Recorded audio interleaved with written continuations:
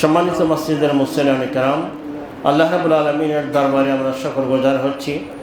সৈয়দুল মাকাম মসজিদের ভেতরে আজকে জুমার পূর্ব এই অধিবেশনে আমাদেরকে উপস্থিত হওয়ার তৌফিক দান করেছেন। আমরা বলি আলহামদুলিল্লাহ।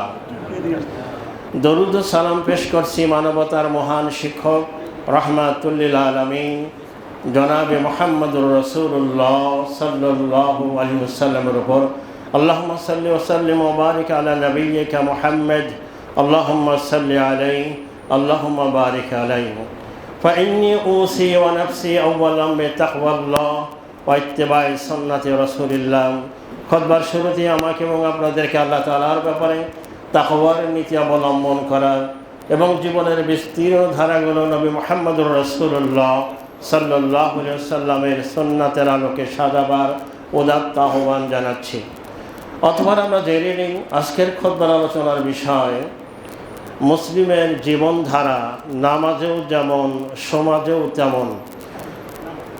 মহাকাল বিজয়ী যে ইসলাম আল্লাহ আমাদেরকে দান করেছেন, ইসলাম মানুষের ব্যক্তি জীবন, পারিবারিক জীবন, সামাজিক জীবন, রাষ্ট্রীয় জীবন এবং বৈশ্বিক জীবনের নির্দেশনা দিয়েছে।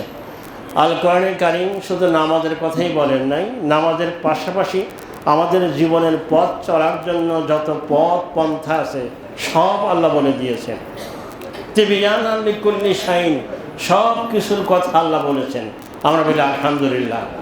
কোরআনে কারীমের পরিচয় আল্লাহ দিয়েছেন হুদাল লিন্নাস, গোটা বিশ্ব মানব মণ্ডলীর জন্য সিস্টেম অফ লাইফ। এটা হেদায়েতনামা, এটা গাইড বুক। সুতরাং আমরা নামাজের ভিতরে কি পড়ি, তাই আল্লাহ বলেছেন আকিমুস সালাত, সালাতকে কায়েম করো, মানে সালাতকে ধরে রাখো। সালাতের যে হাকিকত, তুমি সালাতে নামাজে যা বুঝলা এটা সারা জীবন ধরে রাখতে হবে। এমন না যে মসজিদ থেকে বের হয়ে সালাতের শিক্ষা ভুলে যাওয়া যাবে না। সালাতের এই হাকিকত, সালাত সারা জীবন ধারণ করতে হবে। ইন্নাস সালাতা তানহা আনিল ফাহশাই ওয়াল মুনকার। আল্লাহ রাব্বুল আলামিন বলছেন সালাত মানুষকে অশ্লীল এবং অন্যায় কাজ থেকে বিরত রাখে। এখন একজন মুমিন সালাতও আদায় করে, অশ্লীল কাজও করে, অন্যায় কাজ করে, মানে সালাতের শিক্ষা সে গ্রহণ করতে পারে নাই, সালাতকে ধরে রাখতে পারে নাই। তাই সালাতের এই শিক্ষা, মানে সালাতে কী পড়ি, ইয়্যাকা না'বুদু ওয়া ইয়্যাকা নাস্তাঈন, ধুলোকে বুলোকে সবারে সারিয়া তোমারই চরণে পড়ি লোটাইয়া, যে হে আল্লাহ আমি তোমার ইবাদত করি আর তোমার কাছে একমাত্র সাহায্য চাই, তোমারই সকাশে যাচি হে শক্তি, তোমারই করুণা কামি। তো আল্লাহ রাব্বুল আলামিনের কাছে জীবনের সব ক্ষেত্রে তারই মুখাপেক্ষী হওয়া, আল্লাহকে ভক্তি করা, তাকে ভালোবাসা। আর আল্লাহর যারা দুশমন, যারা আল্লাহর শরীয়তের নাফরমানি করে তাদেরকে ডিনাই করা। আমরা দোয়ায়ে কুনুতের ভিতরে একটা কথা বলে থাকি, ওয়ানাখলাউ ওয়ানাতরুকু মাইয়াফজুরুকা। হে আল্লাহ, যে ব্যক্তি তোমার নাফরমানি করে, তোমার সাথে যে পাপাচারে লিপ্ত হয়, ওয়ানাতরুকু ওয়ানাখলাউ ওয়ানাতরুকু মাইয়াফজুরুকা, তাকে আমরা পরিত্যাগ করি, তার সাথে সম্পর্ক ছেদ করি, তার সাথে আমার কোনো সম্পর্ক নাই। তাহলে নামাজের ভেতরে আমরা কী পড়লাম, বাইরে এসে যদি যারা আল্লাহর সাথে নাফরমানি করে তাদের সাথে সম্পর্ক জুড়ে দিই, তাহলে আমাদের এই শপথ নামাকে আমরা ভঙ্গ করলাম। সেজন্য নামাজে কী পড়ছি তা জানতে হবে। সেজন্য কোরআনে কারীমকে আল্লাহ তেলাওয়াত করতে বলেছেন। আল্লাহ রাব্বুল আলামিন বলেছেন উতলু মা উহিয়া ইলাইকা মিনাল কিতাব, রাসূল তেলাওয়াত করো, তুমি তেলাওয়াত করো। আমরা তেলাওয়াত মনে করতে বুঝি শুধু আবৃত্তি করা। তেলাওয়াতের এক অর্থ আবৃত্তি করা, মানে সুন্দর করে পড়া। কেউই শোনালো বলে আজানের ধ্বনি, মর্মে মর্মে সেই সুর বাজিল কি সুমধুর, আকুল হইল প্রাণ নাচিল ধমনী, কি মধুর আজানের ধ্বনি। একটা কবিতাকে সুন্দর করে পড়া, এটাকে আবৃত্তি বলা হয়। তো তেলাওয়াত মানে একদিকে আবৃত্তি করা, সুন্দর করে সুর করে পড়া, যতটুকু সুর আপনার গলায় আছে। পাশাপাশি তেলাওয়াতের অর্থ হচ্ছে ফলো করা, অনুসরণ করা, অনুকরণ করা। সূরা আশ-শামসের ভিতরে আল্লাহ বলেছেন ওয়াল কমারে ইদা তালাহা, শপথ চাঁদের, চন্দ্রের শপথ। চন্দ্র যখন সূর্যকে তেলাওয়াত করে, চন্দ্র সূর্যকে পরে, বিষয়টি এমন নয়। এখানে তেলাওয়াত মানে চন্দ্র সূর্যের পেছনে পেছনে যায়। সূর্য বিশাল একটা গ্রহ, নক্ষত্র, সৌরজগতের ভিতরে তার অবস্থান। এই সৌরজগৎ মানে সূর্যের জগতে চাঁদ সূর্যকে ফলো করে এবং একটা মধ্যাকর্ষণ শক্তি দিয়ে আল্লাহ তাআলা তাকে যেন বেঁধে রেখেছে। যেমন মহাসাগরের ভিতরে বিশাল জাহাজ, তার পেছনে যদি ছোট্ট একটা ডিঙ্গি নৌকা বেঁধে দেওয়া যায়, ওই জাহাজ যদি 50-60 কিলোমিটার বেগে প্রতি ঘন্টায় ছুটে চলে, ডিঙ্গি নৌকায় ঠিক একই পরিমাণ ওই গতিতেই চলবে। তো আল্লাহ রাব্বুল আলামিনের এই বিশাল সূর্যটা যত জোরে প্রদক্ষিণ করছে মহাকাশে, চন্দ্র তাকে অনুসরণ করছে। ওয়াশ-শামসি ইযা তালাহা, চন্দ্র যখন সূর্যকে তেলাওয়াত করে। তাহলে তেলাওয়াত শব্দের অর্থ হচ্ছে অনুসরণ করা, ফলো করা। আল্লাহ তাআলা এখানে কি বলেছেন এটা বুঝে এটাকে আমল করা, এটা নাম তেলাওয়াত। ইকরাউল কোরআন ফাইন্নাহু ইয়াতি ইয়াউমাল কিয়ামাতি শাফিআন লিআসহাবিহি। নবী করিম সাল্লাল্লাহু আলাইহি ওয়াসাল্লাম বলছেন, তোমরা কোরআনকে পড়ো, অধ্যয়ন করো, অর্থ ব্যাখ্যা সহ পড়ো। এই কোরআন তোমাকে বিচারের মাঠে কিয়ামতের দিন তোমার জন্য সুপারিশকারী হবে। বলুন সুবহানাল্লাহ। তাহলে তেলাওয়াত মানে বুঝে পড়া। বুঝলাম না কি তেলাওয়াত করলাম, কারণ কোরআন আসমান থেকে আসে, গাইডলাইন, এটা নির্দেশনা। সাহাবী সমাজ কোরআন বুঝে তেলাওয়াত করতেন, যেটা বুঝতেন না নবী করিম সাল্লাল্লাহু আলাইহি ওয়াসাল্লামকে জিজ্ঞেস করতেন এই আয়াতের অর্থ কী। সেজন্য আপনি দেখবেন যে এখন তো জিপিএস, গ্লোবাল পজিশনিং সিস্টেম, আপনি গাড়ি নিয়ে যাচ্ছেন, সামনের রাস্তায় জ্যাম আছে কিনা, ঢাকা থেকে নোয়াখালী, নোয়াখালী থেকে ঢাকা আসবেন, আপনার গাড়ি ওই ডিভাইস আপনাকে বলে দিচ্ছে। ওইটা স্যাটেলাইট থেকে, আকাশ থেকে এই নির্দেশনা আপনাকে দিচ্ছে। তো মানুষের তৈরি জিপিএস যদি আপনাকে এই নির্দেশনা দিতে পারে মহান আল্লাহর পক্ষ থেকে, যেই মহাজাগতিক সংবিধান, মহাবিশ্বের মহাবিস্ময় মহাগ্রন্থ আল্লাহ পাঠিয়েছেন, এটা এমন এক বিস্ময়কর কিতাব যা আপনাকে যেই বিধান দিয়েছেন এটা মানুষের স্বভাবের সাথে একদিকে যেমন সামঞ্জস্যপূর্ণ, পাশাপাশি এটা খুবই সায়েন্টিফিক, খুবই বিজ্ঞান ভিত্তিক। আমরা বলি আলহামদুলিল্লাহ। তাহলে কোরআনে কারিমকে তেলাওয়াত করা, ফলো করতে আল্লাহ বলেছেন। কোরআনে কারিম পড়ে এটাকে বুঝতে আল্লাহ বলেছেন। সেজন্য প্রতিটি মুসলমানের দায়িত্ব কোরআনকে পড়া, কোরআনকে বোঝা। কারণ আমরা সালাত, এই সালাতের কথা আল্লাহ তাআলা কোরআনে যতবার বলেছেন, সালাত ধরে রাখা। সালাত মানুষকে অন্যায় এবং অশ্লীল কাজ থেকে দূরে রাখে। আজকে কোটি কোটি মুসলিম আছে যারা নামাজও পড়ে আবার অশ্লীলতার সাথে জড়িয়ে পড়ছে। তাহলে সালাতের শিক্ষা সে ধরে রাখতে পারল না। এটা মানুষের জন্য এক ভয়ঙ্কর বিষয়। মানুষ জানে, যতটুকু জানলো বুঝলো, এটা মানতে চাচ্ছে না, অথবা জানতেও চাচ্ছে না যে এমনি মানতে পারে না, কেন জানবো। কিন্তু জানাটা ফরজ, না জানাটা অপরাধ। তলাবুল ইলমি ফরিদাতুন আলা কুল্লি মুসলিম, প্রত্যেক মুসলিমের উপরে বিদ্যা, প্রয়োজনীয় বিদ্যা অর্জন করা ফরজ। মুসলিমদের উপরে কোরআন, যেই কোরআন এসেছে নবী মুহাম্মদুর রাসূলুল্লাহ সাল্লাল্লাহু আলাইহি ওয়াসাল্লামের উপরে, এই কোরআন কারীমের প্রথম বাণী ছিল ইকরা, তুমি পাঠ করো, তুমি পড়ো। তোমাকে স্টাডি করতে হবে, অধ্যয়ন করতে হবে। পড়াশোনা ছাড়া, জ্ঞান অর্জন ছাড়া কিছুই করা সম্ভব নয়। এ কোরআন আসমান থেকে এসেছে, জিপিএসের মতো আপনাকে পথ দেখাবে, কোনটা জাহান্নামের পথ, কোনটা জান্নাতের পথ। ওয়ালাল্লাহি কাসদুস সাবিল ওয়া মিনহা জাইল। আল্লাহর দায়িত্ব হচ্ছে মানুষকে পথ দেখিয়ে দেওয়া। আল্লাহ বলছেন এটা আল্লাহর দায়িত্ব, মানুষকে পথ দেখাবেন। অমিনহা জাইল, যেখানে অনেক আঁকা বাঁকা পথ রয়েছে, বক্র পথ রয়েছে, বক্র পথের ঠিকানা জাহান্নাম, নাউযুবিল্লাহি মিন যালিক। আঁকা বাঁকা পথ বাদ দিয়ে মানুষ যাতে সিরাতুল মুস্তাকিম, জান্নাতের পথে চলতে পারে, সেজন্য আল্লাহ রাব্বুল আলামিন যুগে যুগে নবী রাসূল প্রেরণ করেছেন। তারা ছিলেন মানুষের শিক্ষক, মহান শিক্ষক। নৈতিকতার বলে বলিয়ান হয়ে তারা মানবতাকে শিক্ষা দিয়েছেন এবং তারাই আসল শিক্ষক। নবী রাসূলদের শিক্ষাটাই হচ্ছে আসল শিক্ষা। আজকে পৃথিবীর মানুষেরা কি শিখছে, এটা কোনো শিক্ষাই না। সব শিখলেন, কোরআন শিখলেন না, তাহলে তো কি বলবেন, সে ব্যক্তি মূর্খ। মক্কার আবু জাহাল, তাকে জ্ঞানের জনক বলা হতো, আবুল হিকাম, অনেক কিছু জানতো, কিন্তু কোরআন শেখে নাই, কোরআন মানে নাই। তা আল্লাহ রাব্বুল আলামিন তার উপাধি দিল আবু জাহাল, মূর্খতার জনক। সম্মানিত মসজিদের মুসল্লিন কিরাম, সেজন্য যে কোনো জ্ঞান অর্জন করেন, কোনো সমস্যা নাই। ইসলামে কোনো জ্ঞান অর্জন করতে নিষেধ করা হয়নি, কিন্তু সর্বাগ্রে ইসলাম জানতে হবে, কোরআন পড়তে হবে। আপনি নামাজের ভিতরে কি পড়ছেন, সূরা ফাতিহায় কি তেলাওয়াত করছেন, যদি অর্থ বুঝতেন, তাহলে সালাতের ভিতরে আপনার কি মনোযোগ আসতো, চোখ দিয়ে পানি আসতো আপনার।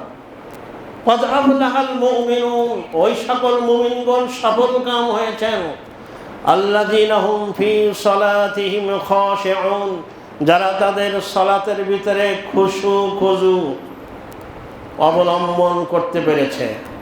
সালাতে দাঁড়িয়েছে, মন অন্য জায়গায় যাবে না, গেলে আবার নামাজে নিয়ে আসবে, বিনয়, একবারে গভীর মনোযোগ। এটা তখনই আসা সম্ভব যখন আপনি কি পড়ছেন তার প্রতিটি কথার অর্থ জানা। মানে এই চেষ্টাই তো আমাদের নাই, কারণ আমাদের জীবন তো শেষ হয়ে যাচ্ছে। মনে করি মরে গেলে তো সব শেষ হয়ে যাবে, এত জানার কি দরকার। মরে গেলে সব শেষ নয়, মারা যাওয়ার পরও জীবন শুরু হয়েছে, এটার কোনো শেষ নাই। মানুষ যখন মারা যায় এটাকে আরবিতে বলা হয় ইন্তেকাল। ইন্তেকাল শব্দের অর্থ হচ্ছে স্থানান্তরিত হওয়া, ট্রান্সফার হওয়া।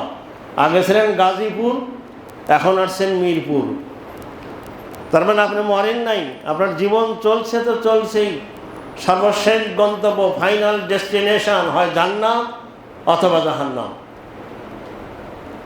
সুতরাং এই দুনিয়ার জীবনটা খুবই মূল্যবান, প্রতিটি সেকেন্ড, প্রতিটি মুহূর্ত খুবই মূল্যবান, এটাকে মূল্যায়ন করা উচিত। আল্লাহ রাব্বুল আলামিন বলছেন, কুল্লুন কদ আলিমা সালাতাহু ওয়া তাসবিহাহু, শুধু মানুষই নামাজ পড়ে না। আল্লাহ বলছেন পৃথিবীতে যত প্রাণী আছে, কুল্লুন, সবাই, কদ আলিমা সালাতাহু ওয়া তাসবিহা, প্রত্যেকেই তার সালাত জানে। সব প্রাণী আল্লাহর তাসবিহ পড়ে। তাসবিহ এখানে সালাত, নামাজ। তো মুফাসসিরিন কেরাম বলছেন যে চতুষ্পদ জন্তু তারা নামাজ পড়ছে কিভাবে। নামাজের ভিতরে একটা পদ্ধতি হচ্ছে দাঁড়িয়ে থাকা, এটাকে কিয়াম। সুস্থ মানুষের জন্য দাঁড়িয়ে নামাজ পড়া ফরজ। তাহলে গরু চতুষ্পদ জন্তু, এবারে গাছপালা, বৃক্ষ, গাছপালা তারা দাঁড়িয়ে আছে, এরা নামাজ পড়ছে দাঁড়ানো অবস্থায়, বলুন সুবহানাল্লাহ। আর গরু সহ চতুষ্পদ জন্তু তারা সালাত পড়ছে রুকু অবস্থায় আছে তারা। আর কীট পতঙ্গ, সরীসৃপ, এরা সালাতে আছে, মানে এরা সেজদা অবস্থায় আছে। আল্লাহু আকবার। পৃথিবীর কোনো বস্তুই সালাত এবং তাসবিহর বাইরে নয়। বিশ্বজগতে যাহা কিছু আছে সকলেই মানিল আল্লাহকে, কেবলই মানুষ এমনই বেহুশ, মানিল না তার সৃষ্টিকর্তাকে। তো সবাই আল্লাহকে মানে। সারা পৃথিবীর কেউ যদি আল্লাহকে না মানে, আল্লাহকে সেজদা না করে, আল্লাহর কোনো ক্ষতি হবে না। ইবাদত করলে মানুষেরই লাভ। তো আল্লাহ রাব্বুল আলামিন তাই বলছেন, প্রত্যেক প্রাণী, প্রত্যেক সৃষ্টিকুল সবাই আল্লাহর তাসবিহ করে, সবাই আল্লাহকে সেজদা করে, এবং সেজদার পদ্ধতিও তারা জানে। আর মানুষকে জানাবার জন্য যুগে যুগে নবী এবং রাসূল এসেছেন, তারা শিক্ষা দিয়েছেন, তারা সালাত শিক্ষা দিয়েছেন, তারা পারিবারিক জীবন শিক্ষা দিয়েছেন, তারা আমাদের সামাজিক জীবন শিক্ষা দিয়েছেন। জীবনের এমন কোনো দিক নাই যা নবী রাসূলগণ শিক্ষা দেন নাই। আমরা বলি আলহামদুলিল্লাহ।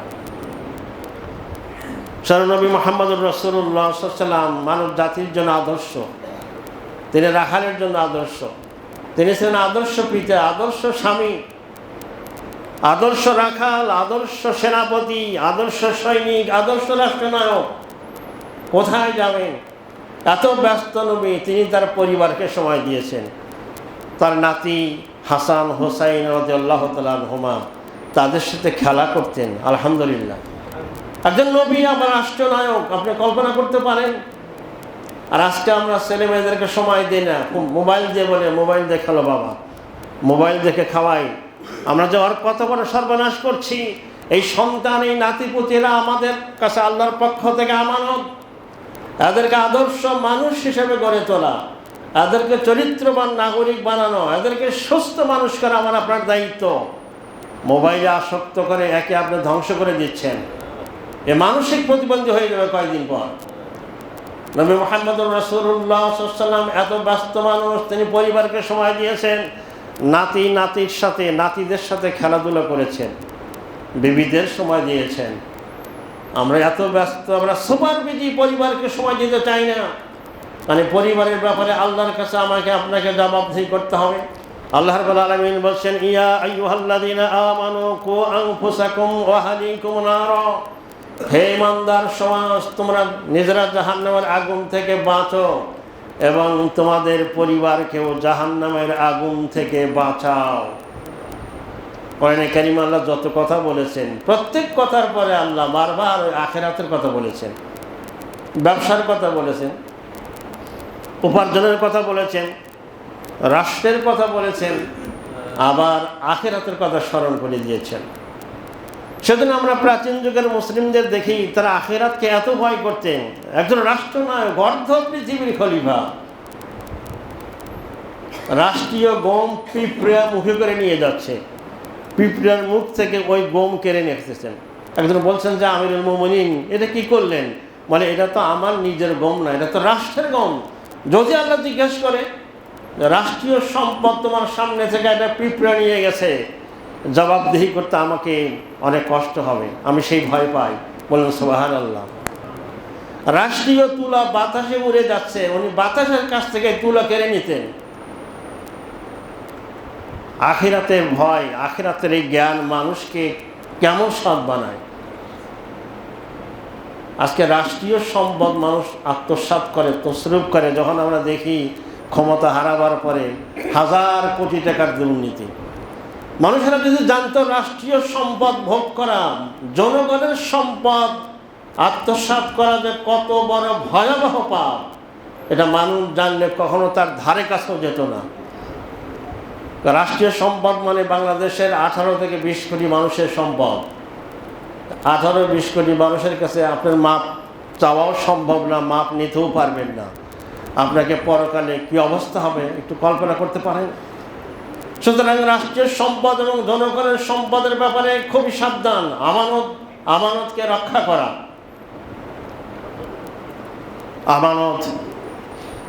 আমানতকে হেফাজত করা একজন মুমিনের জন্য অনেক বড় দায়িত্ব। আল্লাহ তাআলা যেন আমাদের সকলকে এই দায়িত্ব পালন করার তৌফিক দান করুক, আমরা বলি আমিন। সম্মানিত মসজিদের মুসলিম কেরাম, বলছিলাম তাই এ কোরআন কারীম পড়তে হবে, তেলাওয়াত করতে হবে। আর তেলাওয়াত মানে শুধুই রিডিং পড়ার নাম নয়, তেলাওয়াত মানে এটাকে বুঝে ফলো করা, অনুসরণ করা, অনুকরণ করা। এই পৃথিবীর জীবনে আমাদের আয়ুষ্কাল একটা সীমিত সময়ের জন্য আল্লাহ তাআলা আমাদেরকে পাঠিয়েছেন।